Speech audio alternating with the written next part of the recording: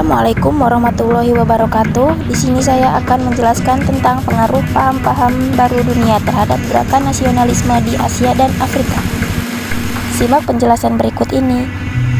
Pada abad ke-20, negara-negara di kawasan Asia dan Afrika mulai bangkit. Kebangkitan negara-negara Asia dan Afrika ditandai dengan munculnya nasionalisme di setiap negara. Nasionalisme tersebut bermakna luas karena mencangkup bidang politik, ekonomi, dan sosial. Berikut penjelasan tentang nasionalisme tersebut. 1. Nasionalisme politik adalah upaya menggulingkan segala bentuk kolonialisme dan imperialisme, kemudian membangun negara yang memiliki pemerintahan sendiri.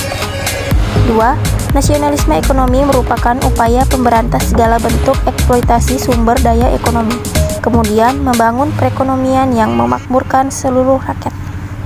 3. Nasionalisme sosial merupakan upaya menyingkirkan pengaruh asing yang merusak dalam rangka membangun kepribadian bangsa yang khas dan mandiri. Ada beberapa faktor yang menyebabkan munculnya nasionalisme di Asia dan Afrika. Faktor-faktor tersebut adalah kenangan akan kejayaan masa lalu, kesengsaraan akibat kolonialisme dan imperialisme Barat, serta kemenangan Jepang dan Rusia. 1. Kenangan akan kejayaan masa lalu. Sebelum kedatangan bangsa Barat atau Eropa, bangsa-bangsa Asia dan Afrika pernah mengalami masa kejayaan. Kejayaan masa lalu itu adalah seperti berikut.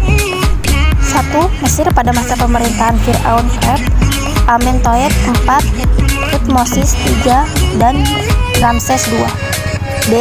India pada masa pemerintahan kerajaan Maurya, Gupta, dan Mughal. C. Cina pada masa pemerintahan dinasti Han. D. Turki pada masa kerajaan Saljuk, Mameluk, dan Ottoman. E. Indonesia pada masa kejayaan Sriwijaya dan Majapahit. 2. Kesengsaraan akibat kolonialisme dan imperialisme Barat. Sejak abad ke-16, bangsa-bangsa Eropa mulai mendatangkan ke Asia dan Afrika. Mengapa bangsa Eropa tertarik dengan kawasan Asia dan Afrika? Karena kekayaan sumber alam di Asia dan Afrika. Bangsa Eropa berebut menanamkan pengaruh politik dan mengeruk keuntungan ekonomi. Ketika revolusi industri mulai muncul, semakin banyak bangsa Eropa yang ikut ambil bagian dalam upaya memperoleh bahan mentah industri dan membuka pasar baru untuk hasil industri. Yang ketiga, kemenangan Jepang atas Rusia. Pada bulan Februari 1904, Perang Jepang-Rusia dimulai. Perang tersebut berlangsung di darat dan di laut. Armada laut Jepang dipimpin oleh Admiral Taihachiro Togo. Kemenangan tersebut menentukan diraih Jepang dan pertempuran di Laut Jepang dan Selat Tsushima.